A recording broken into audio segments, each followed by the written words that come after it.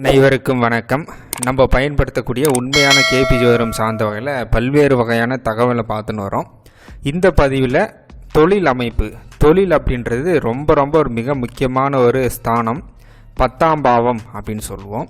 அந்த 10ஆம் பாவம் சம்பந்தமான ஒருத்தருக்கு தொழில் செய்ய முடியுமா முடியாதா, நம்ம பயன்படுத்தக்கூடிய உண்மையான கேபி ஜோதிடத்தின் அடிப்படையில் ஒருத்தருக்கு தொழில் செய்யறதுக்கான கொடுப்பனை இருக்கணும்னா எந்த மாதிரியான வீடுகளை தொடர்புபடுத்தணும், அதற்கான ரூல்ஸ் என்ன அப்படின்றது தான் இந்த பகுதியில் நம்ம பார்க்க போகிறோம்.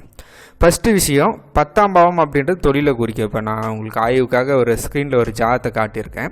இந்த டீட்டெயில்ஸை பார்த்துங்க. இப்போ இந்த டீட்டெயில்ஸில் லக்னம் அப்படின்றது மிதுன லக்னம், 10ஆம் பாவம் அப்படின்றது இங்கே மீன ராசியில் விழுந்திருக்குதுங்க.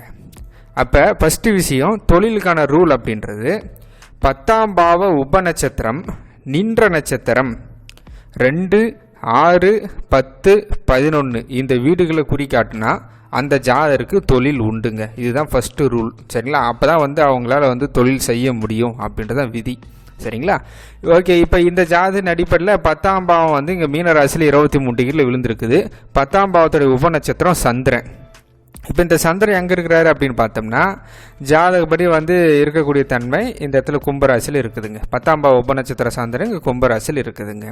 இப்போ இந்த சந்திரன் நின்ற நட்சத்திரம் ராகு 2, 6, 10, 11 இந்த வீடுகளில் எதனா ஒரு வீடை குறிக்காட்டினாலும் போதும் அந்த ஜாதகரால் தொழில் செய்ய முடியும். இப்போ அதன் அடிப்படையில் பார்க்குற போது இந்த ராகுவோடைய குறிக்காட்டி நம்ம கீழே பார்த்துடலாம். ராகுவோடைய குறிக்காட்டி எடுத்து பார்த்தோம்னா 2, 3, 8 இந்த வீட்டில் ராகு குறிக்காட்டுறாருங்க. அதில் பர்டிகுலராக தொழிலுக்கு உண்டான 2வது வீட்டை குறிக்காட்டுறாரு. எதனா ஒரு வீடுகளை குறிக்காட்டினாலும் போதும் அந்த ஜாதகரால் தொழிலை செய்ய முடியும். இதுதான் ஃபஸ்ட்டு விதி. ஏன்னா இப்போ ஊரில் இருக்கிற எல்லாரும் தொழில் செய்ய முடியுமா அப்படின்றது நீங்கள் எடுத்து பாருங்கள்.